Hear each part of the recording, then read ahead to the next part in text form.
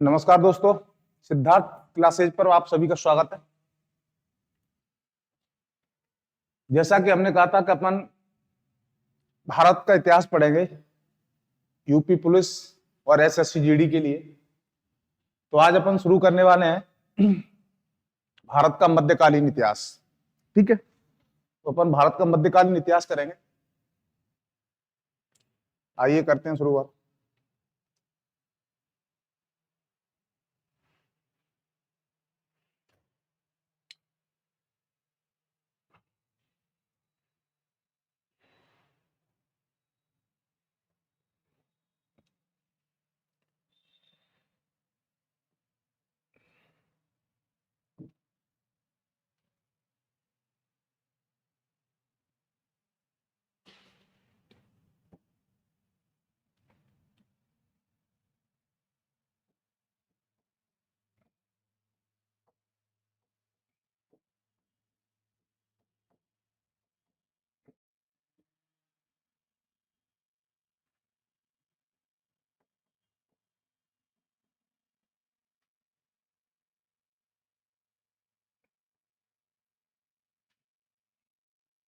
भारत का मध्यकालीन इतिहास दोस्तों बहुत ही अच्छी क्लास रहने वाली है और अपन मजे के साथ पढ़ेंगे। ठीक है ना। इतिहास तो वैसे तो ये है कहानी है, तो कहानियों के माध्यम से अपन इसको करेंगे। ठीक है, तो मध्यकालीन इतिहास है, अपन शुरू करने वाले हैं। देखते हैं, और मध्यकालीन जो इतिहास अपन करेंगे वो 712 से 717 ईस्वी तक। ठीक है, इतिहास। अब आप लोगों के दिमाग में सवाल होगा, सब मध्यकालीन से क्यों कर रहे हो। ठीक है, तो मध्यकालीन क्या है, थोड़ा इंटरेस्टिंग है, और यहाँ से थोड़ी सी क्या कि ऊर्जा जो अपनी है वो अपनी पूरी ऊर्जा यहीं लगानी है। यहाँ से क्वेश्चन भी निकलते हैं, हालांकि एक अपन पढ़ेंगे पूरा ही, मध्यकालीन भी पढ़ेंगे, प्राचीन भी पढ़ेंगे और आधुनिक भी पढ़ेंगे। ठीक है, एशियंट हिस्ट्री भी पढ़ेंगे, मिडाइवल भी है, और अपन मॉडर्न हिस्ट्री भी पढ़ेंगे। ठीक है ना। तो अपन शुरू करेंगे यहाँ से 712 से 717 तक का जो समय है वो मध्यकालीन कहलाता है। यानी मध्यकालीन अपन कहें तो मुख्यतः जो मुगल वाला समय है वो अपना मध्यकालीन के अंदर आता है। ठीक है, और यहाँ 712 से अपन बात करें, वैसे देखो आपको मैं इतिहास की बताऊं, एक व्यक्ति था, अंग्रेज था, ये अंग्रेजों की देन है। इन्होंने इतिहास को 3 भागों में बांटा था।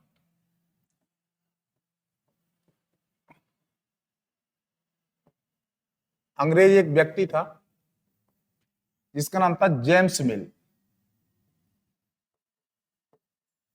जेम्स मिल, और जेम्स मिल ने इतिहास को 3 पार्टों में बांटा।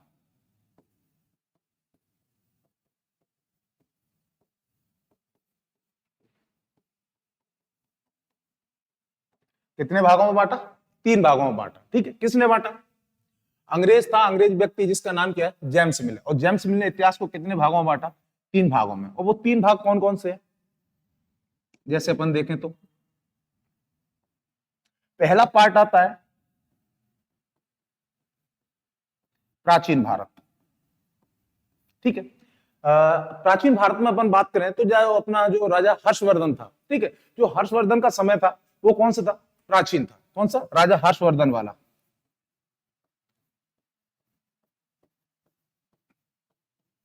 राजा हर्षवर्धन का जो समय है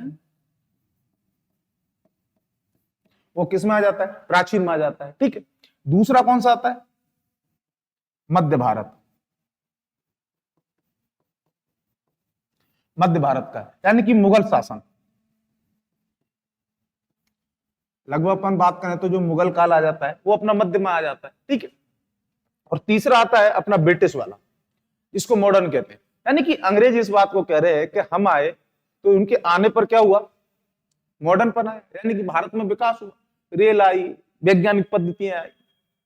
ठीक है, तो उसको कहा गया। वैसे तो ये अपन कहें कि अपन इसको कह नहीं सकते कि जो अंग्रेजों का जो समय था उसको आधुनिक में लिया गया है। ठीक है, क्योंकि जब अंग्रेज रहे हैं तो देश गुलाम रहा है, और गुलामी के अंदर आपका कैसा विकास हो सकता है? ठीक है ना। तो हालांकि इसको दिया गया है, लेकिन अपन कह नहीं सकते, अपन या अपन मान है तो वो नहीं है, लेकिन थ्योरी के अनुसार आधुनिक ही माना जाएगा। जो ब्रिटिश काल रहेगा उसको आधुनिक कहा गया है, ठीक है ना। हाँ, तो आधुनिक,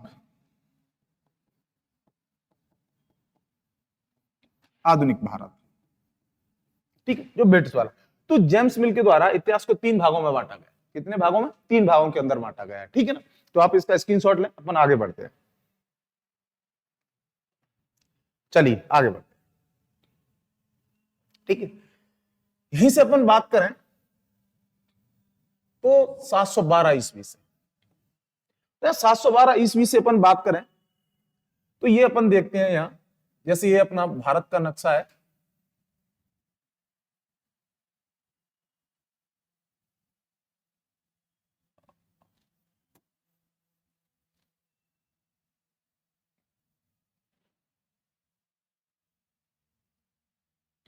कुछ ऐसा देखते हैं, ठीक है। ये अपना भारत का नक्शा समझने के लिए देख ले अपन, ठीक है। और यहां अपना क्या है? श्रीलंका है, श्रीलंका। वैसे अपन बात करें तो प्राचीन भारत के, वैसे तो ये यहाँ ये अफगान वाला और ये अफगान वाला, ये पाक वाला जो क्षेत्र है, ये पूरा अखंड भारत था पहले। क्या था? अखंड भारत, ठीक है। जो वर्तमान का क्या है? वर्तमान का जो पाकिस्तान है, क्या है? वर्तमान पीके है, ठीक है ना। जो वर्तमान का पाकिस्तान है, ये भी किसमें था? हिंदुस्तान का ही भाग था, जिसको अखंड भारत कहते थे अपन, ठीक है ना। ये पूरा क्षेत्र है। और ये अपना श्रीलंका है, श्रीलंका है। कौन है? श्रीलंका, ठीक है। और यही अपन बात करें तो सऊदी में एक खलीफा हुआ था, मुस्लिम शासक था, ठीक है, वलीद। कौन हुआ था? वलीद हुआ था, ठीक है, मुस्लिम हुआ। अब यहां बात आई है मुस्लिमों की, किसकी हुई है? मुस्लिमों की।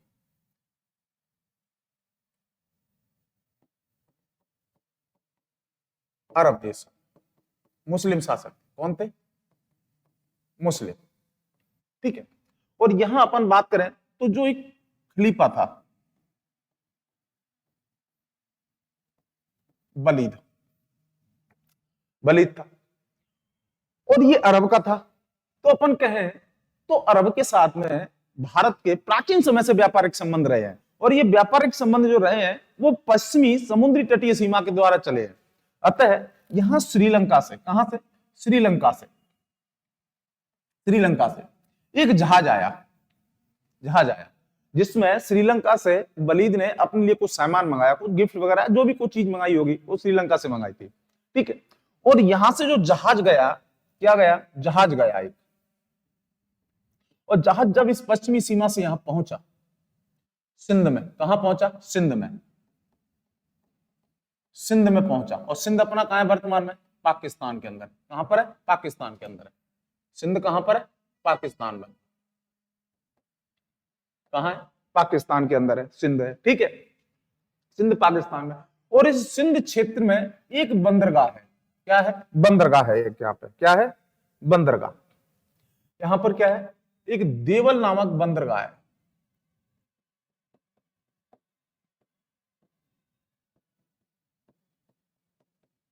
बंदरगाह है, देवल नामक बंदरगाह है।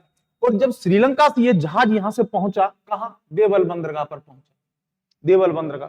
और इस देवल बंदरगाह पर हम बात करें तो समुद्री लुटेरे थे,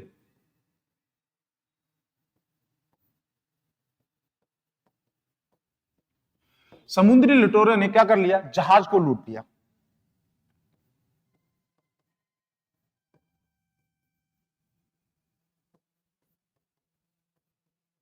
जहाज को लूट लिया। जब यहां जहाज को लूटा तो यहां सिंध का जो राजा था, कहां का राजा? सिंध का, सिंध का राजा हिंदू राजा था। कैसा राजा? हिंदू राजा, और जिसका नाम क्या था? दाहिर।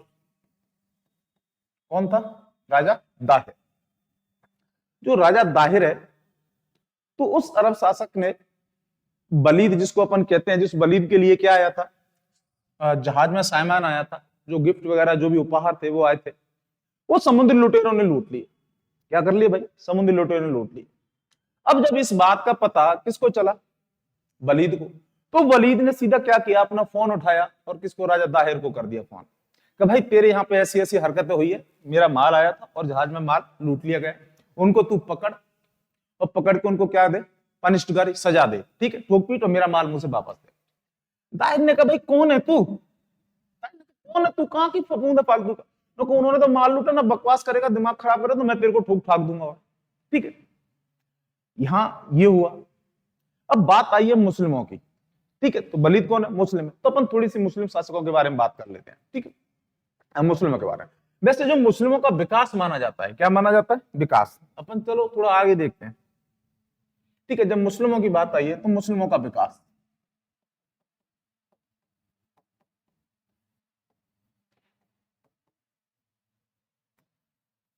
देखिए यहां से देखता हूं,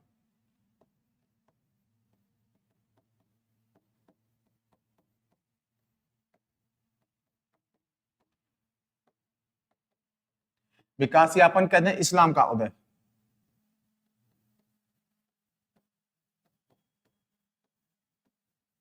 इस्लाम का उदय, ठीक है, इस्लाम का उदय। अब ऐसा नहीं है कि एक साथ मुस्लिम कहां से निकल पड़े, एक साथ कैसे पैदा हो, पहले था कोई एक ऐसा व्यक्ति आया जिसकी आइडियोलॉजी को, जिसके विचारों को लोगों ने फॉलो किया, क्या किया, फॉलो किया, ठीक है। तो यहां एक अपने बताए जाते हैं प्रॉफिट मोहम्मद साहब, पैगंबर मोहम्मद साहब बताए जाते हैं, ठीक है। तो प्रॉफिट मोहम्मद जो थे, अपन कहे पैगंबर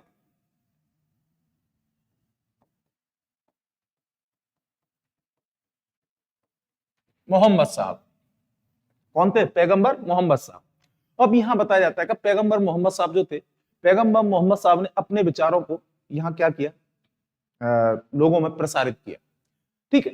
तो यहां मोहम्मद साहब के बारे में थोड़ी सी अपन जानकारी लेते हैं। जो मोहम्मद साहब थे, तो मोहम्मद साहब का जो जन्म हुआ था, जन्म 8 जून 570 ईस्वी को सऊदी अरब में, एक स्थान आता है मक्का, कौन सा आता है, मक्का। मक्का में भी एक शहर आता है काबा शहर, काबा शहर में हुआ था, कहां हुआ था, काबा शहर में हुआ था। जो मोहम्मद साहब का जन्म हुआ है, वो अपन देखें तो इस्लामिक एक मुस्लिम पुजारी वर्ग के अंदर हुआ, किसी मौलाना के यहाँ पे इनका क्या हुआ, जन्म हुआ। तो मोहम्मद साहब का जो जन्म हुआ, वो जन्म इसका किन के यहाँ पे हुआ था,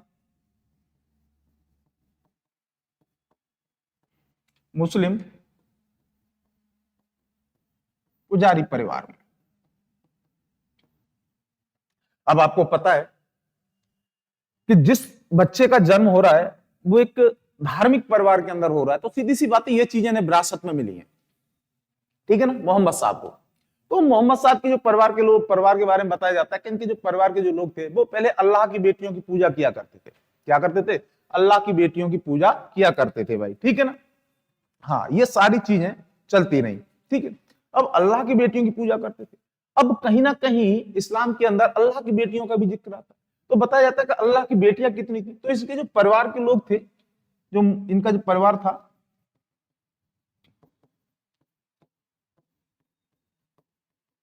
अल्लाह की बेटियों की क्या करते थे, पूजा किया करते थे, ठीक। और अल्लाह की 3 बेटियां बताई जाती हैं, कितनी बताई जाती हैं, 3 बताई जाती है। जैसे नंबर 1 अपन बात करें, इधर ले लेता हूं मैं, चले, ठीक है, नंबर 1 बात करें, ठीक है, अल्लाह मानी जाती है, ठीक है। दूसरी बेटी मानी जाती है अल अल्लाह, वैसे इसका नाम तो दूसरा अपन कहे तो इसको अल अल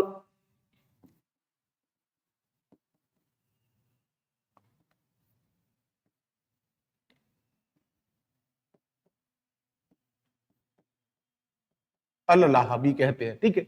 दूसरी बेटी थी जिसका नाम था मनात, क्या नाम था, मनात था, ठीक है। और जो तीसरी बेटी थी इनकी, उसका नाम था, देखें अपन लिखते हैं,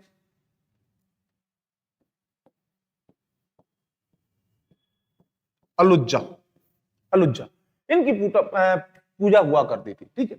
यही मोहम्मद साहब के जो माता पिता हैं, चलिए मैं इसको चेंज करता हूं थोड़ा, हाँ,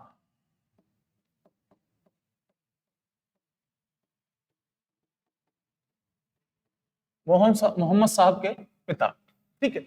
मोहम्मद साहब के जो पिता है उनका नाम क्या है? अब्दुल्ला। पिता कौन थे? अब्दुल्ला। और इनकी माता आमीन शाह, या आमीन भी कहते हैं, ठीक है। इनकी माता थी आमीन शाह, ठीक है। इनका जन्म हुआ 8 जून 1570 को मक्का के एक काबा शहर में हुआ था, ठीक है। और मोहम्मद साहब की 6 वर्ष की आयु में, कितने वर्ष की आयु में? 6 वर्ष की आयु में, ठीक है। 6 वर्ष की आयु में माता पिता का क्या हो गया? देहांत हो गया, देहांत हो गया। एक 6 वर्ष का बालक कितना बड़ा होता है आपको पता है, छोटा सा बच्चा होता है, ना कोई समझ होती है ना कुछ होती है, ठीक है। इनके माता पिता का क्या हो जाता है? देहांत हो जाता है। एक 6 वर्षीय बेटा है। यही मोहम्मद साहब के एक चाचा थे। इनके कौन थे? चाचा, जिनका नाम था अबू तालिब या अबू तालिब। मोहम्मद साहब के चाचा कौन थे? अबू तालिब, अबू तालिब थे, ठीक है। और इन्हीं अबू तालिब ने मोहम्मद साहब का क्या किया? पालन पोषण किया।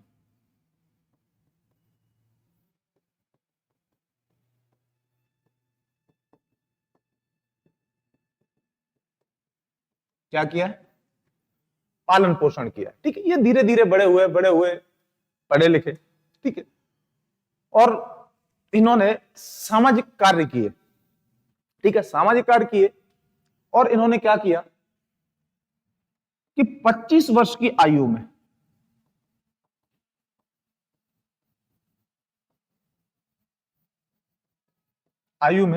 एक 40 वर्षीय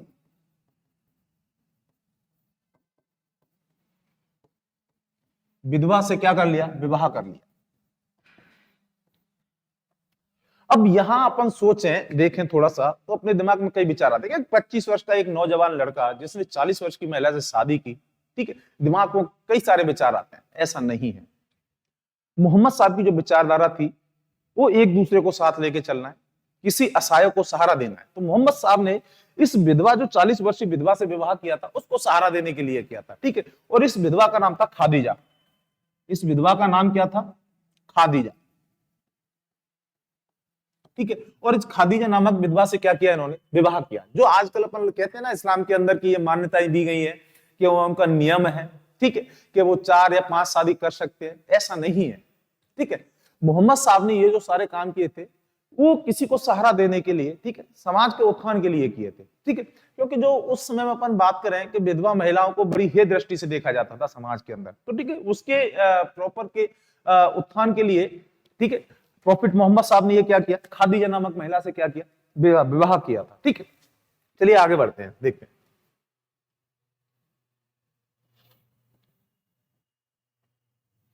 देखिए, मोहम्मद साहब ने कर लिया।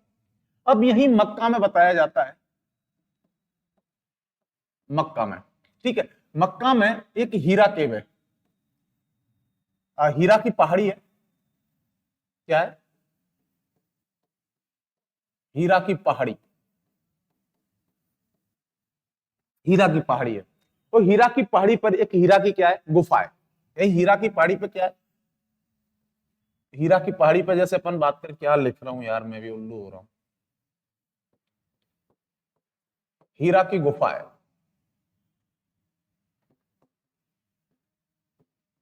गुफा है, ठीक है। हाँ, हीरा की, मक्का के अंदर ही क्या है? हीरा की पहाड़ी है, और उसी पहाड़ी पे एक गुफा है, ठीक है। उसी गुफा के अंदर मोहम्मद साहब को यहाँ क्या हुआ? ज्ञान प्राप्त हुआ, ठीक है। हीरा की पहाड़ी पे यहाँ मोहम्मद साहब को क्या हुआ? ज्ञान प्राप्त हुआ। क्या हुआ? ज्ञान प्राप्त हुआ, ठीक है। मोहम्मद साहब को क्या हुआ? यहाँ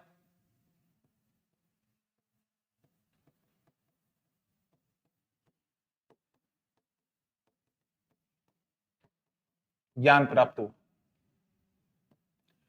जब इनको ज्ञान प्राप्त हुआ तो इन्होंने समाज के अंदर भाई अपनी शिक्षाओं का प्रसार किया। लेकिन उस समय यहां इनकी बात किसी ने नहीं सुनी, क्योंकि यहां पर अधिकांश जो लोगों का जो बाहुल्य था वो ईसाई लोग थे। उन्होंने इनका क्या किया? विरोध किया था, ठीक है। और मोहम्मद साहब को जो ज्ञान प्राप्त हुआ वो 40 वर्ष की आयु में हुआ था।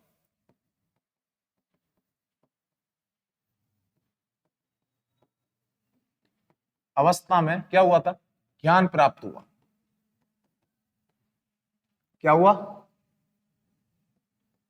ज्ञान प्राप्त हुआ था। मोहम्मद साहब को जब 40 वर्ष की अवस्था में ज्ञान प्राप्त हुआ, ठीक है, तब यहां ये थे। यहां पर बताया जाता है कि जब इनको ज्ञान प्राप्त हुआ तो इन्होंने समाज के अंदर बातों को करना क्या कर दिया, शुरू कर दिया। अपनी जो विचारधारा थी वो समाज में फैलाना शुरू कर दी, लोगों से बात कर दी, ठीक है, कि ईश्वर एक है, वो एक उसी में सब विश्वास करो, उसी में सब आस्था रखो, ठीक है, और लोगों की सहायता करो, मजलूम लोग हैं उनकी हेल्प करो, किसी के साथ अन्याय मत करो। इस प्रकार की विचारधारा इन्होंने क्या कर दिया, शुरू कर दी, ठीक है। लेकिन उसी समय अपन बात करें तो कुछ लोगों ने इनकी बातें नहीं मानी, कुछ लोगों ने इनकी बातें नहीं मानी, ठीक है, नहीं मानी भाई, कोई दिक्कत नहीं, तो उनको वहां से थोड़ा क्या समस्याओं का सामना करना पड़ा। इसी अवस्था में बताते हैं कि इस 40 वर्ष की अवस्था में जब इनको ज्ञान प्राप्त हुआ था, यहां हीरा की पहाड़ी पर इनकी मुलाकात, मोहम्मद साहब की मुलाकात एक व्यक्ति से होती है, ठीक है, जिब्राइल अलैह नामक व्यक्ति से इनकी क्या होती है, मुलाकात होती है। जिब्राइल अलैह नामक व्यक्ति से मुलाकात होती है। बताया जाता है कि वह जिब्राइल अलैह जो व्यक्ति था वो एक फरिश्ते के रूप में आता है और मोहम्मद साहब को कुरान के बारे में बता के जाता है। किसके बारे में, कुरान के बारे में बता के जाता है। अतः मोहम्मद साहब को कुरान का ज्ञान दिया था या कुरान की जानकारी दी थी वो हीरा की पहाड़ी पर खुदा के द्वारा भेजा गया एक बंदा था। कौन, जिब्राइल अलैह। उस जिब्राइल अलैह नामक व्यक्ति के द्वारा मोहम्मद साहब को क्या दी थी, कुरान की जानकारी दी गई थी। किसकी जानकारी दी गई थी, कुरान की जानकारी, या अपन कहें कुरान याद कराई गई थी, ठीक है। तो मुलाकात हुई जिब्राइल अलैह नामक व्यक्ति से।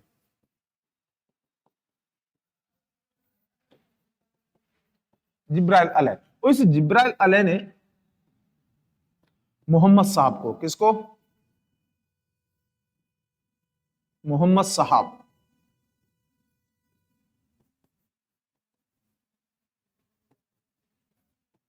कुरान का ज्ञान दिया।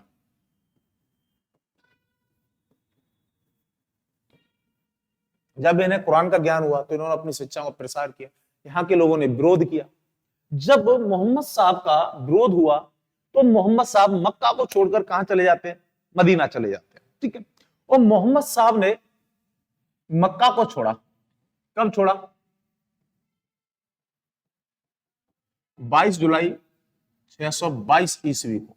कब छोड़ा, 22 जुलाई 622 ईस्वी को। मोहम्मद साहब के द्वारा मक्का छोड़कर मदीना जाने की जो घटना है वो हजरत कहलाई। क्या कहलाई, हजरत। मोहम्मद साहब मक्का छोड़कर 622 ईस्वी में कहां पहुंचे, मदीना। कहां पहुंचे, मदीना। ये भी सऊदी के अंदर है। कहां, सऊदी के अंदर है ये भी, ठीक है, अरब देशों में। मदीना पहुंचे, कहां पहुंचे, मदीना पहुंचे, ठीक है। मोहम्मद साहब की मक्का से मदीना आने की घटना है वो क्या कहलाई, हिजरत। क्या कहलाई, घटना क्या कहलाई, हजरत, या इसी को कहते हैं हिजरत। क्या कहते हैं, हिजरत भी कहा जाता है, ठीक है। और इसी दिन से, ठीक है, 22 जुलाई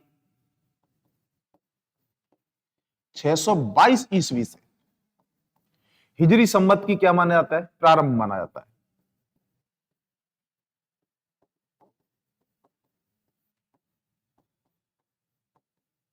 हिजरी संवत का क्या माना जाता है, प्रारंभ माना जाता है, ठीक है। इसी दिन से हिजरी संवत क्या माना जाता है, प्रारंभ भी माना जाता है, ठीक है। जो मोहम्मद साहब थे तो मोहम्मद साहब आराम से अपने कहां गए, मदीना आ गए और मदीना आराम से रहे, ठीक है। हाँ, आराम से रहे, ठीक है।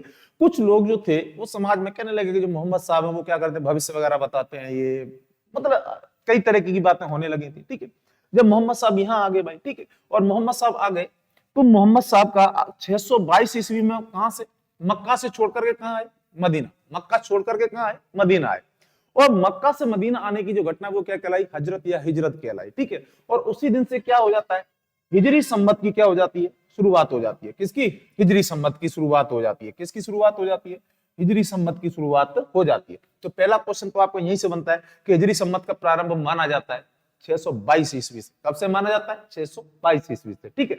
दूसरा क्वेश्चन आपका यह बनता है कि मोहम्मद साहब के द्वारा मक्का छोड़कर मदीना आने की घटना क्या कहलाई, हजरत या हिजरत कहलाई। मक्का छोड़कर मदीना आने की घटना क्या कहलाई, हजरत या हिजरत कहलाई भाई, ठीक है ना।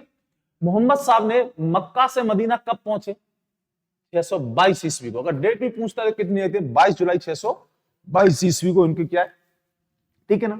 और आगे चल के अपन बात करें तो 8 जून 632 ईस्वी को मोहम्मद साहब का क्या हो जाता है, इंतकाल हो जाता है, देहांत हो जाता है। क्या हो जाता है? देहांत हो जाता है।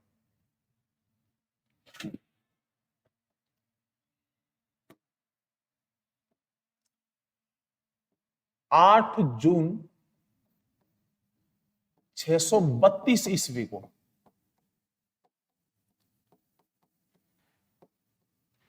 मोहम्मद साहब का क्या हो गया? देहांत हो गया या इंतकाल।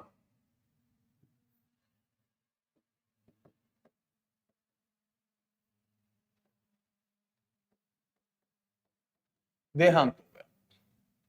ठीक है। अब मोहम्मद साहब का देहांत हो गया। मोहम्मद साहब जो थे वो मुसलमानों के राजनीतिक और धार्मिक गुरु थे। कौन से थे? राजनीतिक और धार्मिक गुरु, यानी कि एक राजा के रूप में भी थे और उनको एक धर्म के रूप में भी उनको जानकारी देते थे। तो मोहम्मद साहब जो थे वो मुसलमानों के धार्मिक और कैसे राजनीतिक गुरु थे। जब ये चले गए तो मोहम्मद साहब के देहांत के बाद में एक पद आया था, खलीफा। कौन सा पद आया? खलीफा। खलीफा यानी कि जो खलीफा होता था वो राजनीतिक और धार्मिक गुरु होता था।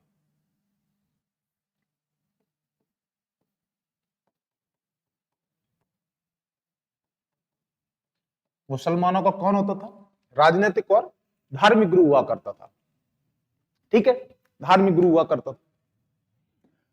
अब यही देखें अपन। ठीक है, तो ये चले गए। अब भाई जब मोहम्मद साहब चले गए, नहीं रहे, तो अब इनके बाद व्यवस्थाओं को संभाले कौन? ठीक है, धर्म की शिक्षा दे कौन? शासन को चलाए कौन? ठीक है, तो यही एक व्यक्ति आता है जिसका नाम आता है खलीफा जो था। अपन बात तो करी ना, मोहम्मद साहब के बाद एक पद आ गया खलीफा। ठीक है, और इनका जो साम्राज्य कहलाया वो क्या कहलाया? खिलाफत कहलाया। तो जो पहला खलीफा आया उसका नाम था अबू बकर। अबू बकर। और अबू बकर था वो मोहम्मद साहब का ससुर था। कौन था? मोहम्मद साहब का ससुर था।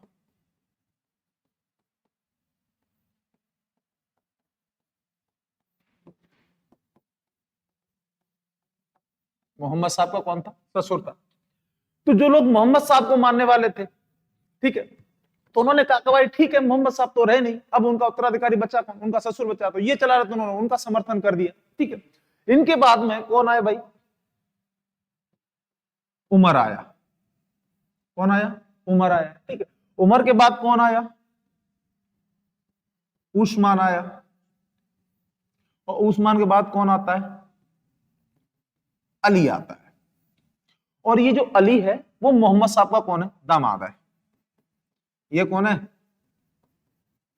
मोहम्मद साहब का दामाद है। ठीक है, और अली की जो पत्नी थी जिसका नाम था फिरोजा।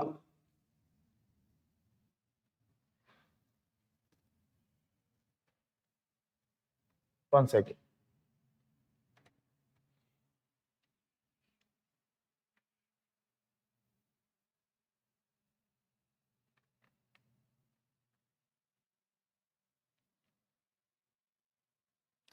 हाँ जी, 1 सेकेंड, बस 1 सेकेंड।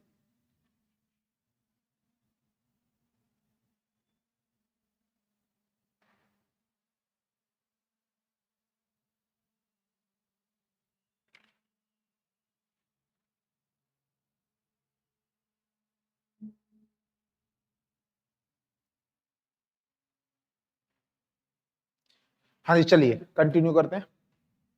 ठीक है, हाँ, फिरोजा थी। फिरोजा नहीं, चलो अभी बात करते हैं। ठीक है, ये था। अब जो कुछ लोगों का मानना यह था कि भाई जो मोहम्मद साहब का वास्तविक उत्तराधिकारी है वो कौन है? अली है, क्योंकि अली उनका कौन था? दामाद था।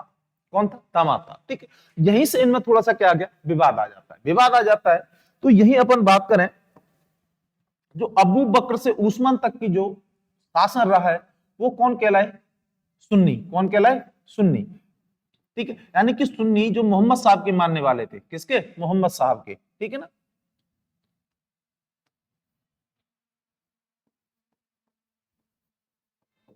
सुन्नी। ठीक है। और जो अली को मानने वाले थे उसका उत्तराधिकारी ये कौन कहलाए? शिया। कौन कहलाए? शिया कहलाइए। ठीक है, इनके मानने वाले कौन थे? ये शिया। और यहीं से इस्लाम की दो शाखाएं अलग हो जाती है, शिया और सुन्नी। आप देखते हो पाकिस्तान के अंदर शिया सुन्नियों को लेकर क्या चल रहा है, विवाद चलता है। जो मुस्लिम के इस्लामिक है वो अच्छी तरह से जानते होंगे शिया सुन्नी कौन है। ठीक है, यहीं से क्या होती है, दो शाखाएं बढ़ जाती हैं। ठीक है, यही अपन बात करें तो 632 से 634 तक तो कौन रहता है?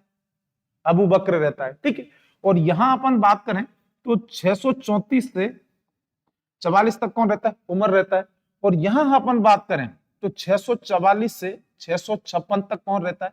उस्मान रहता है। ठीक है, और यहां अपन बात करें 656 से लेके 661 तक कौन आ जाता है?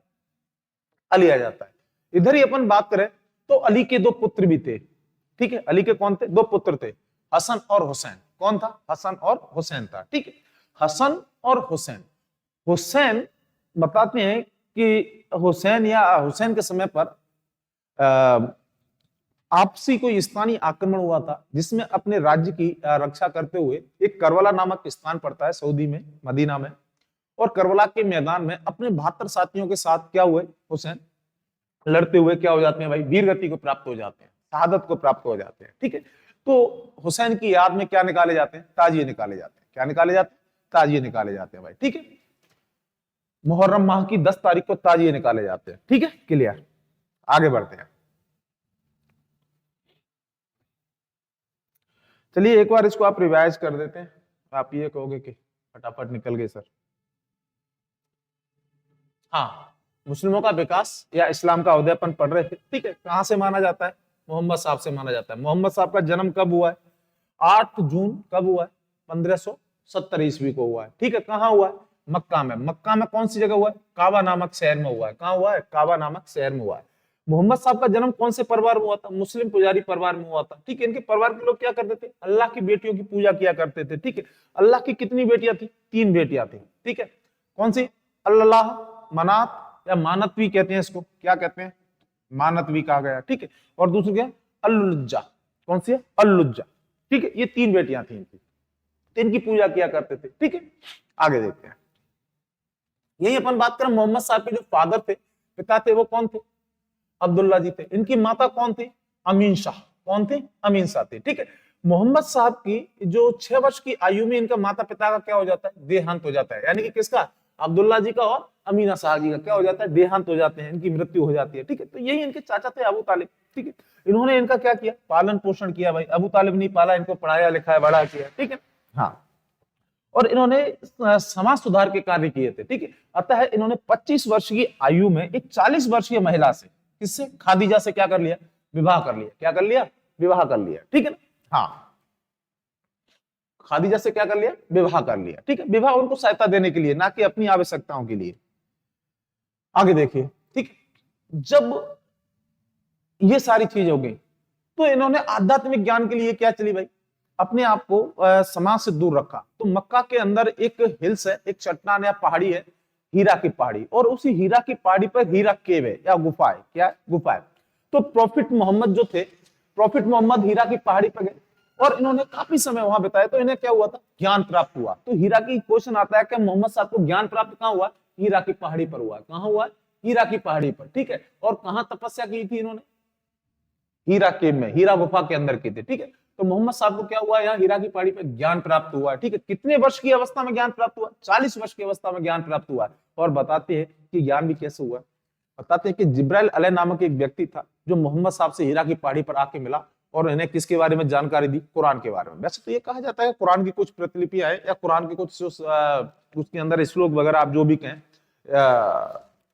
आयत भी कहें, वो मोहम्मद साहब के द्वारा लिखी हुई बताई जाती है कुरान के अंदर। ठीक है ना, तो जिब्राइल अलैहि नामक व्यक्ति आता है और जिब्राइल अलैहि नामक व्यक्ति ने क्या किया था? मोहम्मद साहब को कुरान की क्या दी? जानकारी दी है। क्या दी है? जानकारी दी है। ठीक है ना, हाँ। अब मोहम्मद साहब ने जब अपनी शिक्षाओं को समाज में फैलाना शुरू किया, मोहम्मद साहब ने कहा कि भाई ये अलग अलग कुछ नहीं है, ईश्वर एक है।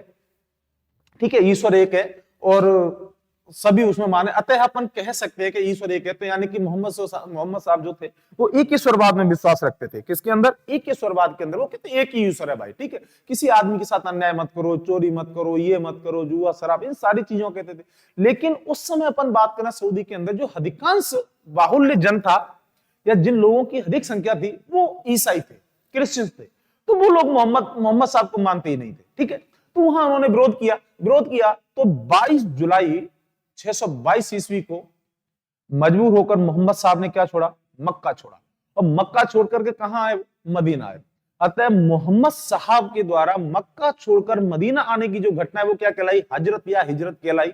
और उसी दिन से यानी कि 622 ईस्वी से, और अपन दिन की बात करें तो 22 जुलाई 622 ईस्वी से ही क्या मानी जाती है? हिजरत संवत की शुरुआत मानी जाती है। तो आपसे क्वेश्चन ये भी पूछा जा सकता है, ठीक है, कि मोहम्मद साहब के द्वारा मक्का छोड़कर मदीना आने की घटना क्या कहलाई? क्या कहलाई? हजरत या हिजरत कहलाई। क्या कहलाई? हजरत या हिजरत कहलाई, ठीक है ना। तो इसका थोड़ा सा आप ध्यान रखें, ठीक है। देखिए, ठीक है, हाँ, आगे चले, देखिए, हाँ, एक बार देखिए, मोहम्मद साहब का देहांत कब हुआ है? 8 जून 600,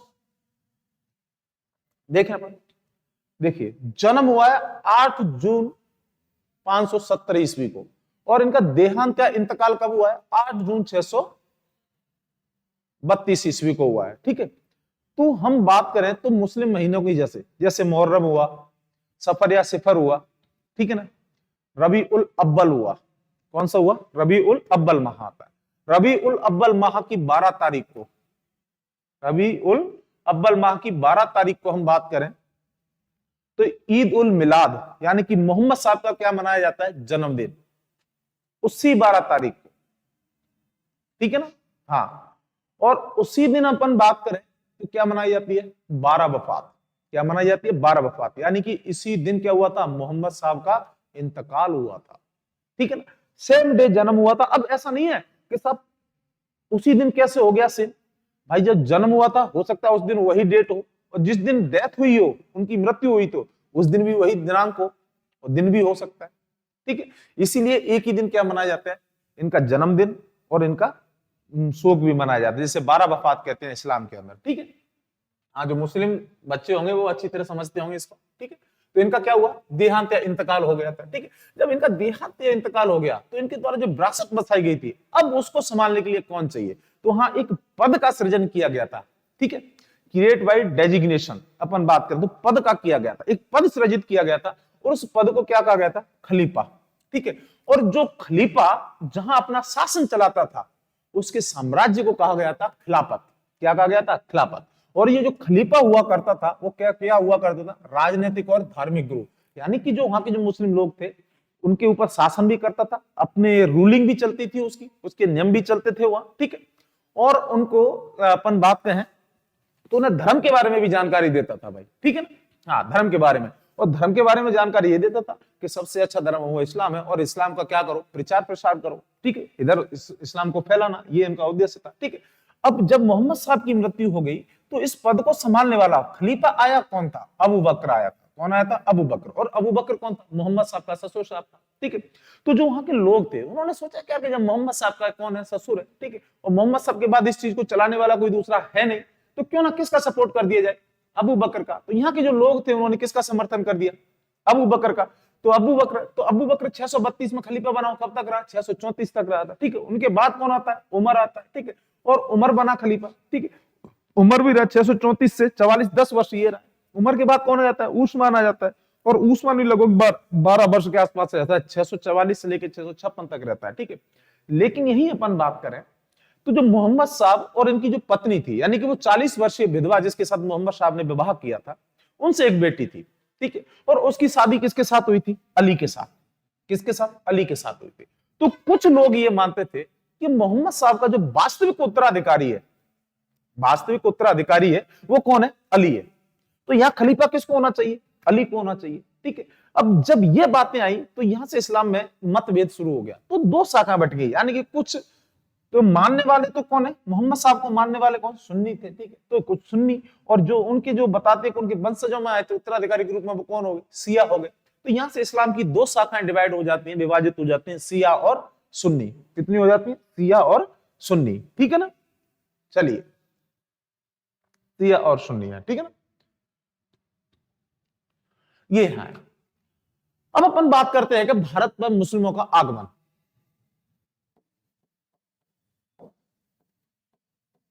भारत में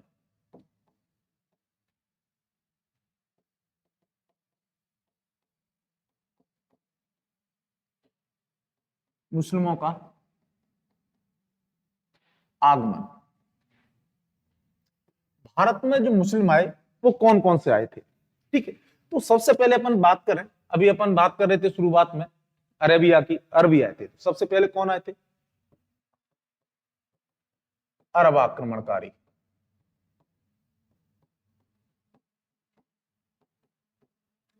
पहले कौन है? अरब आक्रमण। तो यहां से आपका क्वेश्चन भी आता है और दिल्ली पुलिस में कई बार पूछा भी गया कि भारत पर पहले आक्रमणकारी कौन थे? कौन थे भाई? अरब थे। कौन थे? अरब थे, ठीक है। यही अपन दूसरी बात करें, दूसरे कौन थे? तुर्क। तुर्क आक्रमणकारी। तुर्क वही जो अफगानिस्तान में अपना गजनी वाला क्षेत्र है, तुर्क थे, ठीक है। और तीसरे कौन थे? अफगानिस्तानी थे। कौन थे? अफगानिस्तानी, ठीक है। ये इस प्रकार आए थे, ठीक है। तो जैसे कि अपन बात कर रहे थे, मैं इसको आगे लेता हूं थोड़ा। जैसा कि अपन बात कर रहे थे, यहां अपन देखते हैं, थोड़ा इसको मैं बनाता हूं।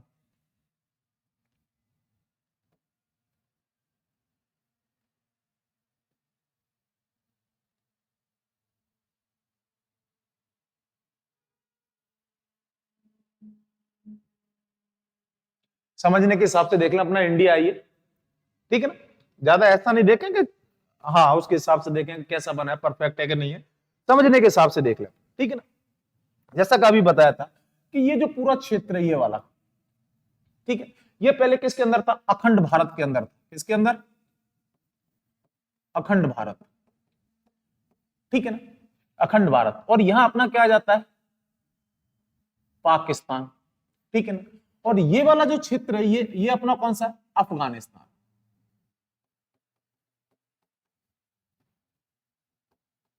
यानी कि अपन बात करें तो अफगानिस्तान या पाकिस्तान ये भी पहले किसके अंदर था? भारत के अंदर ही था, ठीक है। और यहां एक अपना पॉइंट है ये रहा, यहां अपन बात करें, ठीक है, इसको कहा जाता है सिंध। सिंध, और सिंध भी कहां है तुम्हारा? पाकिस्तान के अंदर है। ऐसा मन समझने का, सिंध मैंने भारत के नक्शे में लिख रखा है तो सिंध भारत के अंदर है। पहले भारत के अंदर था, जब अखंड भारत था तब सिंध कहां था? भारत के अंदर था। लेकिन वर्तमान जो कंडीशन है वो सिंध की कहां है? पाकिस्तान के अंदर है, ठीक है ना। हाँ, इसीलिए कह रहा हूं कि सिंध मैंने कहां लिख रखा है? भारत के अंदर लिख रखा है, भारत के मैप के अंदर है। तो भारत के अंदर वर्तमान में नहीं है सिंध, ठीक है ना, सिंध है। और यहां सिंध में एक स्थान था, इसको कहते हैं देवल। कौन सा? देवल। और देवल यहां क्या था? बंदरगाह था।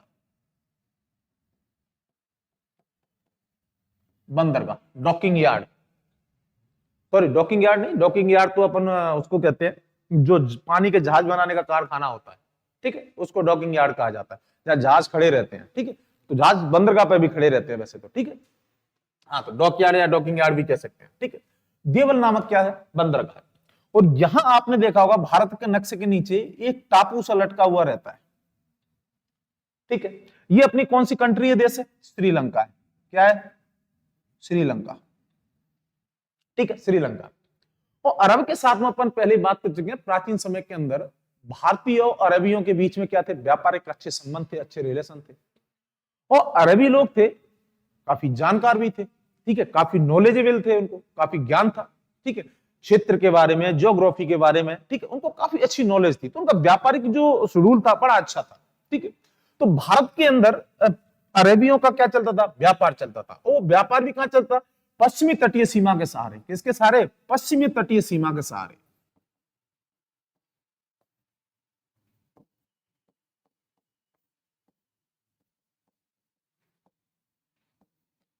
समुद्रीय सीमा के सहारे।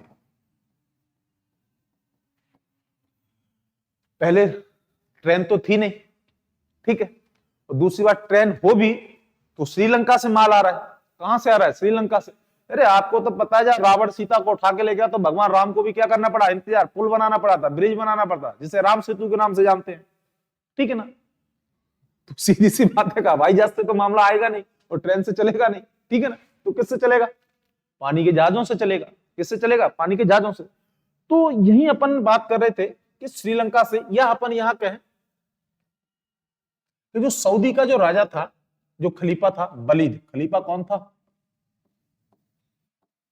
खलीफा वलीद था।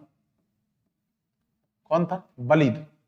हाँ, आप कहानी को पूरी सुने, क्योंकि अभी तक आपने यही पढ़ा है कि हल हज्जाज था, ठीक है ना। वो गाइड के अकॉर्डिंग अपन चलते ना, रेफरेंस बुक पढ़ते नहीं है, तो सीधा जो पढ़ाने वाले वो भी कह देते हैं हल हज्जाज था। हल हज्जाज आएगा अभी, ठीक है ना। हाँ, जो मोहम्मद बिन कासिम है वो आएगा अपन, लेकिन अपन सुना पहले, ठीक है। श्रीलंका से क्या हुआ था? जहाज में माल आ रहा था, ठीक है। मान के चलें कि ये अपना कोई जहाज है,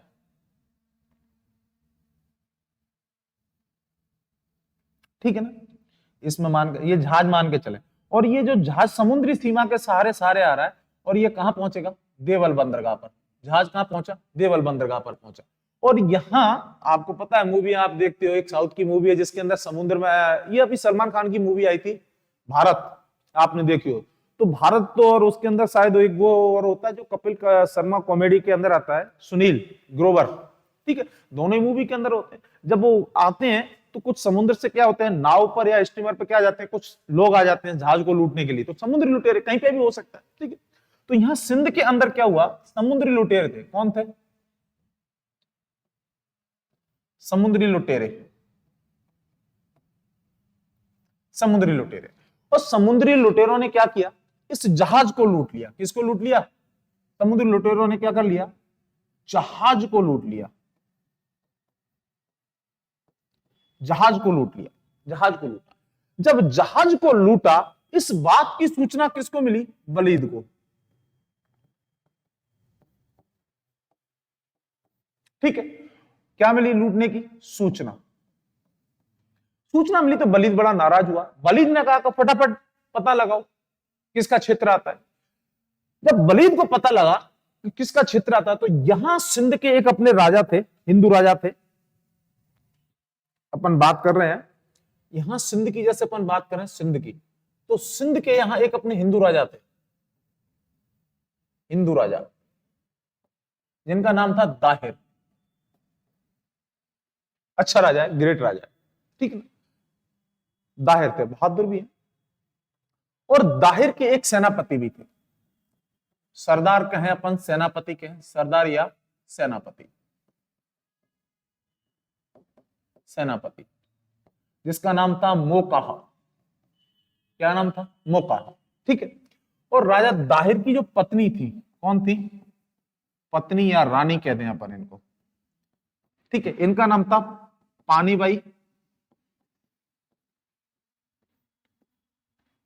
या इन्हीं को कहते हैं लालीबाई, ठीक है। और राजा दाहिर की दो पुत्रियां थी, ठीक है। हाँ, कितनी पुत्रियां थी? दो पुत्रियां थी, ठीक है। पुत्रियों का नाम क्या क्या है वो अपन देखते हैं, ठीक है ना। तो पहली पुत्री थी शूरमिला, और दूसरी थी परमिला। शूरमिला और परमिला, ठीक है ना। ये था, यहां राजा दाहिर का शासन चल रहा है। अब ये खबर, जहाज लुटने की सूचना मिली किसको? वलीद को। वलीद ने क्या किया भाई? वलीद ने अपना सीधा मोबाइल उठाया और उसने कहा दाहिर का नंबर कहीं से भी सर्च करके लेकर ढूंढ के ला, ठीक है। तो वही गब्बर वाला है साहब। गब्बर ने कहा साहब कितने आदमी थे? कि सरकार दो। और वलीद ने कहा भाई वानी कहां लुटा है जहाज? कि सिंध में लुटा है, भारत में लुटा है। और भारत उस समय क्या था? सोने की चिड़िया थी, हर किसी लुटेरे की नजर थी भारत की तरफ आई, ठीक है ना। तो वलीद ने सीधा अपना मोबाइल उठाने का मतलब यह कि उस समय फोन नहीं चलते थे भाई, सूचना पहुंचाना है, ठीक है ना। यानी कि उसने अपना फोन उठाया, सीधा नंबर किसको घुमा दिया? दाहिर को। बोला कि दाहिर भाई कि तेरे क्षेत्र में क्या हो रहा है? मैंने श्रीलंका से माल मंगाया और तेरे क्षेत्र में लुट गया। उन लुटेरों को फटाफट पकड़, उनको क्या कर, पनिश कर, सजा दे, ठीक है, और मेरे हवाले कर। दाहिर ने कहा कौन है भाई तू, क्यों फालतू में खोपड़ी खराब कर रहा है ना? तो कभी तो माल लुटाना, ज्यादा बकवास करेगा तो तू लुट जाएगा, ठीक है ना। हाँ, रहने देने को, रजिया गुंडों में फंस जाएगी, इनको उधर ही रह, जिधर है उधर आराम से रहे। भाई वलीद को लगा कि ये ऐसे बात नहीं मानेगा। जब वलीद को लगा नहीं मानेगा, तो यहां दूसरा जो व्यक्ति खलीफा था, ठीक है, ईरान, ईरान के अंदर अपन बात करें, उसका नाम था अल हज्जाज। अल हज्जाज, चलो मैं इसको सही लिखता हूं।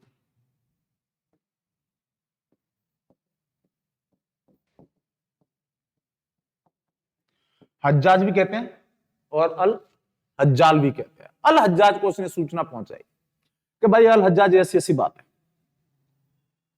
कि मैं तेरे पास कुछ और सीमाएं बढ़ा दूंगा, पावर दे दूंगा, तेरे को अधिकार दे दूंगा, लेकिन तुझे क्या है कि सिंध का एक राजा है दाहिर, उस पर आक्रमण करना है। हज्जाज ने कहा अच्छी बात है, अपने को पावर मिल रही है, ठीक है ना। तो मैन आदमी कौन था? वलीद था। उसने कहा ठीक है, अपन काम करते हैं। और इधर ही अल हज्जाज ने क्या किया भाई, अपने कुछ सेनापति भेजे, ठीक है। अल हज्जाज ने दाहिर पर, किस पर? दाहिर पर पहला आक्रमण कब करवाया? 711 ईस्वी। और आक्रमणकारी व्यक्ति कौन था? ठीक है, व्यक्ति कौन था आक्रमणकारी? अब्दुल या अब्दुल्ला। कौन था? अब्दुल्ला। लेकिन अब्दुल्ला बहुत बुरी तरीके से पराजित हुआ। क्या रहा? असफल रहा। यानी कि भारत पर पहला अरबियों का जो आक्रमण हुआ था वो 711 में हुआ था, लेकिन क्या रहा? असफल रहा। दाहिर ने इसकी खूब ठुकाई कर दी, क्योंकि अपने यहां तो भारत में पता है कि उस समय क्या चलता था, ठीक है, तीर, ठीक है ना, मार, तलवार, भाले, और कुछ नहीं आए तो क्या, तेल में डला हुआ लठ। तो दाहिर के पास तो लठ ही होंगे, सीधी सी बात है उस समय। तो अब्दुल्ला हाथ में आ गए और अब्दुल्ला को क्या कर दिया, उसकी बैक पूरी लाल, ठीक है ना। हाँ, एक सलमान खान का एक डायलॉग था ना, आदमी की क्या होनी चाहिए, बैक मजबूत होनी चाहिए, क्योंकि जिसका बैक या जिसका पीछा मजबूत होता है ना, वो आदमी लंबे समय तक चलता है भाई, ठीक है। तो इसकी तो बैक खत्म कर दी उसने। लेकिन यही अपन बात करें, चलो अपन थोड़ा चेंज करते हैं, ठीक है, यही बात करें तो 711 ईस्वी में पुनः, ईस्वी में पुनः 711 ईस्वी के अंदर पुनः अल हज्जाज ने एक और व्यक्ति को भेजा, बुलैद नामक व्यक्ति को। और बुलैद भी क्या रहा? असफल रहा। क्या रहा? असफल रहा, असफल रहा। अब अल हज्जाज समझ गया कि दाहिर कोई छोटा मोटा आदमी नहीं है भाई, इससे पंगा लेने का मतलब है। अब तो हालांकि वलीद ने तो कहा तू खुद जा, लेकिन अल हज्जाज समझ गया ना कि जब इनको नहीं छुड़ा तो अपनी तो है ही कानों के, ठीक है ना, अपनी तो लगने वाली नहीं है कहीं उसके सामने।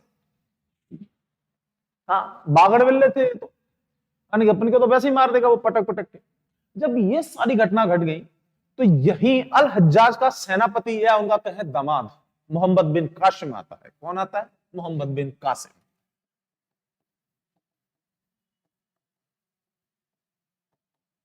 अल हज्जाज का सेनापति कौन? मोहम्मद बिन कासिम।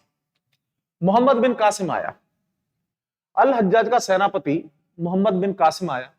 और मोहम्मद बिन कासिम को अल हज्जाज ने कहा कि तेरे को क्या करना है? भारत पर आक्रमण करना है, ठीक है।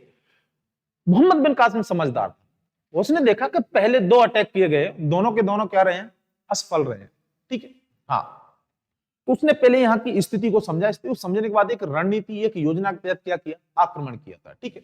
तो मोहम्मद बिन कासिम ने भारत पर पहला आक्रमण, पहला आक्रमण कब किया? 712 ईस्वी। कब किया? 712 ईस्वी में मोहम्मद बिन कासिम और किसके बीच? वर्सेज राजा दाहिर, राजा दाहिर के बीच क्या हुआ? युद्ध हुआ, ठीक है। इस युद्ध के अंदर अपन बात करें तो जो राजा दाहिर है क्या हुआ? पराजित रहा। क्या रहा? पराजित रहा, ठीक है। इस युद्ध को रावूर के युद्ध के नाम से जाना जाता है।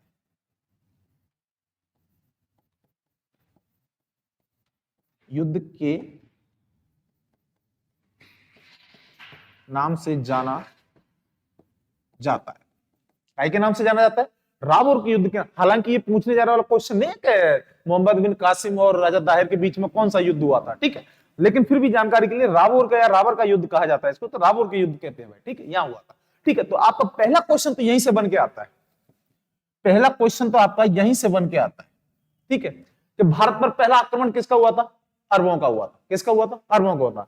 भारत पर आक्रमण करने वाला पहला अरब व्यक्ति कौन था? मोहम्मद बिन कासिम था। कौन था? मोहम्मद बिन कासिम था। ठीक है, भारत पर पहला आक्रमण किसका हुआ था? अरबियों का हुआ था। ठीक है, फिर दोबारा दोहराता हूं कि भारत पर पहला आक्रमण किसका हुआ था? अरबियों का हुआ था। ठीक है, भारत पर पहला अरब आक्रमणकारी कौन था भाई? ठीक है, कौन था? मोहम्मद बिन कासिम था।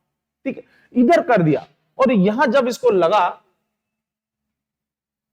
राजा दाहिर को तो युद्ध हार गए हैं, तो राजा दाहिर तो युद्ध में क्या हुए? युद्ध करते हुए पराजित, क्या मारे गए थे। अतः इन्होंने क्या किया? केसरिया। इन्होंने क्या किया? केसरिया किया। और यही हम बात करें, इनकी जो रानी थी, कौन थी? रानी, क्या नाम था? लालीबाई, या इसी को क्या कहते हैं? पानीबाई। ठीक है, लालीबाई या पानीबाई ने क्या किया भाई? जौहर किया।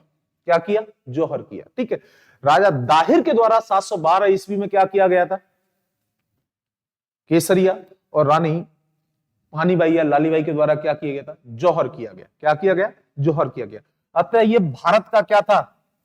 हम यहां बात करें केसरिया प्लस जौहर, क्या होता है? साका होता है। क्या होता है? साका होता है। ठीक है ना, साका होता है। ठीक है, और इसी साका की अपन बात करें, ठीक है ना, साका की अपन बात करें, तो ये भारत का कौन सा साका? पहला साका था। यह भारत का पहला साका था। यह भारत का पहला क्या था? शाखा था। यह शाखा हो जाता है। इधर ही अपन पहले बाद में पीछे बात करते हुए चले आए हैं कि राजा दाहिर की दो पुत्रियां थी, शूरमिला और परमिला। मोहम्मद बिन कासिम ने क्या समझा? दोनों लड़कियां थी, ठीक है ना, हाँ, एक को तो मान के चलो कैटरीना कैफ, और दूसरों को मान के चलना अपन क्या? करीना कपूर। ठीक है, दोनों का ही जलवा था उस समय। अब मोहम्मद बिन कासिम ने सोचा कि दोनों लड़कियां, दोनों को उठाता हूं, किडनैप करता हूं, और दोनों को कहां ले जाके पेश करूं? कहां ले जाके पेश करूं? अल हज्जाज के पास, खलीफा के पास। तो खलीफा क्या होगा? इस बात से खुश होगा। ठीक है,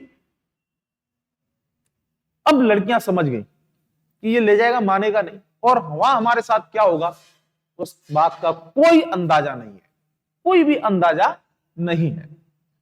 तो दोनों राजा दाहिर की लड़कियों ने, पुत्रियों ने एक प्लान बनाया, क्यों ना इसको क्या कर दें, हिलने लगवा दें। ठीक है, अब ऐसा नहीं है कि यहां से युद्ध लड़ा, युद्ध जीता, यहां से लेके चला गया, यहां कम से कम 2 वर्ष तक ठहरा था ये। कहां, कब तक? 2 वर्ष तक, यानी कि अपन बात करें तो 714 ईस्वी तक। तो यहां से लेके गया, और कहां वो लड़कियों को लेके कहां चला गया भाई? अल हज्जाज के पास, और अल हज्जाज को दिया। अल हज्जाज से जब लड़कियां मिली तो उन्होंने कहा कि ये हमारे साथ दुष्कर्म करते हुए, जबरदस्ती करते हुए आया है, और हमने ऐसा ऐसा करते हुए आया। तो अल हज्जाज ने समझा कि बड़ा बदतमीज आदमी है यार, बादशाह को, अपने खलीफा को क्या बना रहा है? बेवकूफ बना रहा है, खुद मजे करके आ रहा है और बाकी बच्ची हमको ऐसी बातों में घुमा रहा है, समझ रहे? अल हज्जाज ने आदेश दिया और इसकी क्या करवा दी?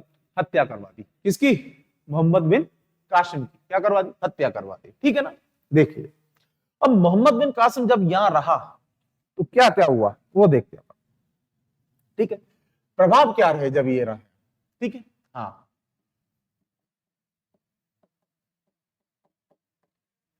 अरबियों के प्रभाव,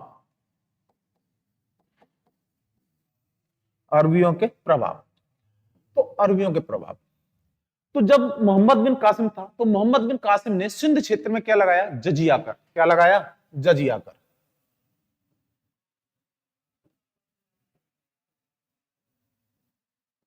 जजिया कर लगाया। ठीक है, तो भारत में या सिंध में सबसे पहले जजिया कर किसके द्वारा लगाया गया था? मोहम्मद बिन कासिम के द्वारा। ठीक है, और इसके बाद अपन बात करें फिरोज शाह तुगलक के द्वारा, वो अपन तुगलक वंश पढ़ेंगे तो वहां आराम से पढ़ेंगे, नथिंग, ठीक है, कोई प्रॉब्लम वाली बात नहीं है। ठीक है, तो पहला क्वेश्चन तो यही आता है कि भारत में सबसे पहले जजिया कर किसने लगाया था? मोहम्मद बिन कासिम ने लगाया था। जब जजिया कर लगाया, जजिया कर क्या था? ये एक राजनीतिक टैक्स था, एक पॉलिटिकल टैक्स था, एक राजनीतिक कर था जो गैर मुस्लिमों से वसूल किया जाता था। किससे? गैर मुस्लिमों से।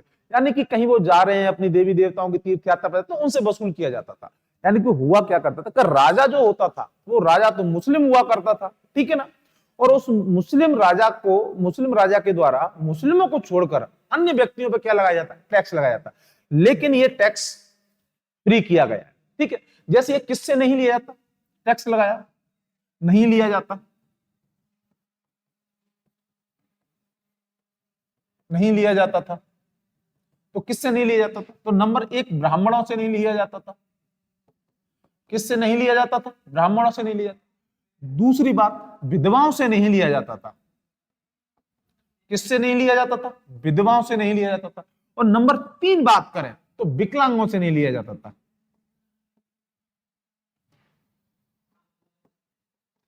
विकलांगों से नहीं लिया जाता, ठीक है। और नंबर चार, असहाय लोगों से, असहाय लोगों से भी नहीं लिया जाता था, ठीक है। वैसे ये जो छूट मिली गई है वो मुख्यतः फिरोज शाह तुगलक के समय में। किसके समय में? फिरोज शाह तुगलक। किसके समय में मिली? फिरोज शाह तुगलक। लेकिन माना यह भी जाता है कि इसके समय में। अब क्या हुआ कि जब हिंदुओं पर जजिया कर लगने लगा था, यानी कि हिंदू कहीं पे भी जा रहा है, कुछ भी कर रहा है, तो उसको क्या देना पड़ेगा? मुस्लिम व्यक्ति को, राजा को जजिया देना पड़ेगा। इससे मुस्लिम व्यक्ति परेशान हो गए। भाई कि किसी आदमी के पास खाने के तो बांधे पड़ रहे हैं, खाने के लिए तो पैसा है नहीं, ठीक है, और देना क्या पड़ रहा है? जजिया। इससे लोग बड़े प्रभावित हुए तो लोगों को परेशानी आएगी। और जो अरब आक्रमणकारी या मुस्लिम आक्रमणकारी थे या मुस्लिम शासक थे, उनका उद्देश्य भी यही था। भाई अरबियों का भारत पर आक्रमण करने का मुख्य उद्देश्य क्या था?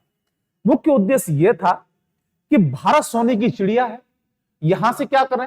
पैसा लूटना है, सोना चांदी लूटना है, ठीक है, धन दौलत को लूटना है, और इस्लाम का क्या करना है? प्रचार प्रसार करना है। यही था भाई, ठीक है ना, यही था। तो भाई ये हुआ। तो अब धीरे धीरे क्या, जो हिंदू थे इस टैक्स के मारे या कई सारी समस्याओं के कारण, या इनकी जो अरबियों की रूलिंग थी, जो इनका नियम था, उसको लेकर के वो क्या होने लगे? परेशान होने लगे। तो क्या होने लगा? अपना धर्म परिवर्तन करने लगे थे, ठीक है। तो दूसरा प्रभाव क्या था? धर्मांतरण होने लगा था। क्या होने लगा था? धर्मांतरण होने लगा था। नंबर दो,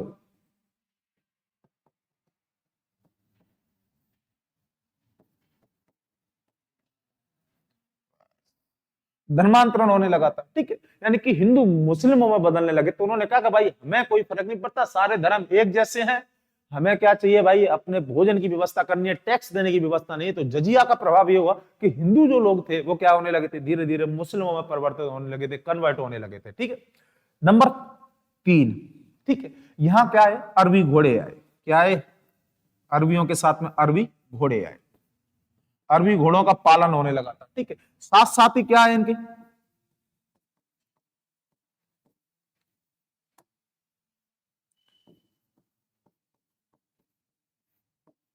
ऊंटों का पालन कहां होने लगा? यही, ठीक है। नंबर पांच, खजूर की खेती।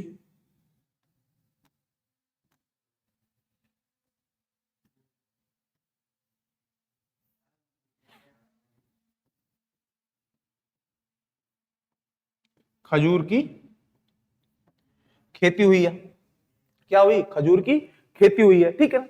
इसी के साथ अपन बात करें तो जो अरबी लोग थे, यहाँ के जो व्यापारी थे या भूगोल वेता थे, वो बड़े विद्वान थे। क्या थे? विद्वान थे, ठीक है। तो सबसे पहले अगर किसी के द्वारा एटलस तैयार किया गया, नक्शा तैयार किया गया, वो किसके द्वारा? अरबियों के द्वारा। अतः मानचित्र कला बनाने की कला क्या आई? मानचित्र बनाने की कला आई। मानचित्र बनाने की कला, ठीक है, कला आई, मानचित्र बनाने की कला आई यहां पर, ठीक है। इसके बाद जैसे अपन बात करें थोड़ा, नंबर 7 जो प्रभाव पड़े, ये दोस्तों बहुत इंपॉर्टेंट है, यहां से क्वेश्चन पूछा जाता है। आप देखते हैं ना कि मानचित्र, यानी कि ये अरबी पहले लोग थे जिन्होंने इस बात को डिसाइड किया था कि जो मौसम शब्द है, मौसम कैसा शब्द है? अरबी शब्द है, ठीक है। यानी कि इन लोगों ने इस बात को डिसाइड किया था कि कौन सी हवा, इन्होंने सबसे पहले पता लगाया था कि कौन सी हवा है किस मौसम में या किस सीजन के अंदर किस दिशा के अंदर चलती है भाई। ठीक है, वो किसने दिया था? अरबियों ने दिया था। तो सबसे पहले मानचित्र भी किसने बनाया? इन्होंने ही बनाया था। ठीक है। नंबर 7, मानसून की जानकारी किसने दी? इन्होंने ही दी थी।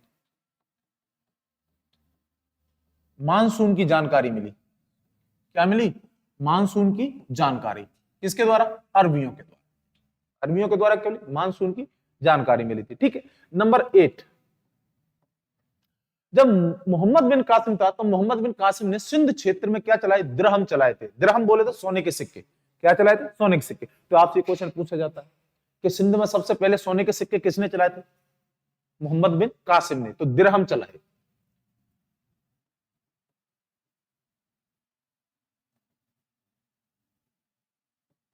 मोहम्मद बिन कासिम, कासिम ने दिरहम, दिरहम बोले तो सोने के सिक्के, सोने के सिक्के। दिरहम सोने के सिक्के, किसके? सोने के सिक्के। ठीक है ना। दिरहम सिक्के चलाए।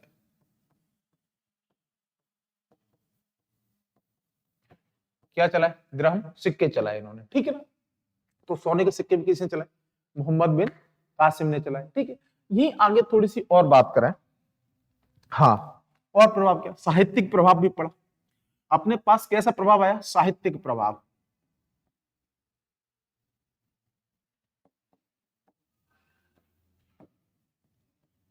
साहित्यिक प्रभाव। ठीक है। साहित्यिक प्रभाव में जैसे बात करें, अपने पास एक ग्रंथ आता है पंचतंत्र। कौन सा आता है? पंचतंत्र। यानी कि ये पंचतंत्र क्या है? ग्रंथ है। इस पंचतंत्र का जो अनुवाद हुआ है, क्या हुआ है? अनुवाद। अनुवाद। ठीक है। अनुवाद कौन सी भाषा में? अरबी भाषा में। अरबी भाषा में, अरबी भाषा में हुआ। कहां हुआ? अरबी भाषा में हुआ। ठीक है। पंचतंत्र का अरबी भाषा में क्या हुआ? अनुवाद हुआ। ठीक है। आप एक मिनट देखें।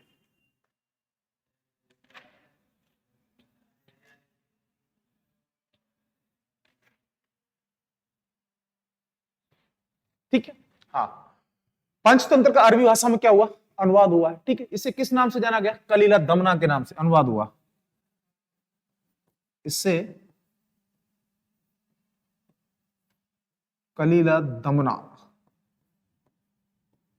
के नाम से जाना गया, जाना गया। ठीक है। वैसे जो राजस्थान के है ना, उनको तो पता होगा, उन्होंने अगर मेवाड़ का इतिहास पढ़ा होगा, संग्राम सिंह। ठीक है। तो उन्होंने भी इनका क्या है? चित्रित करवाया था इन ग्रंथों को, कलीला दमना। और कलीला दमना या पंचतंत्र के अंदर क्या होती है? हमें नैतिक शिक्षाओं की जानकारी मिलती है? हाँ, मॉरल एजुकेशन मिलती है। नैतिक शिक्षा के बारे में क्या मिलती है? जानकारी मिलती है इसमें। ठीक है।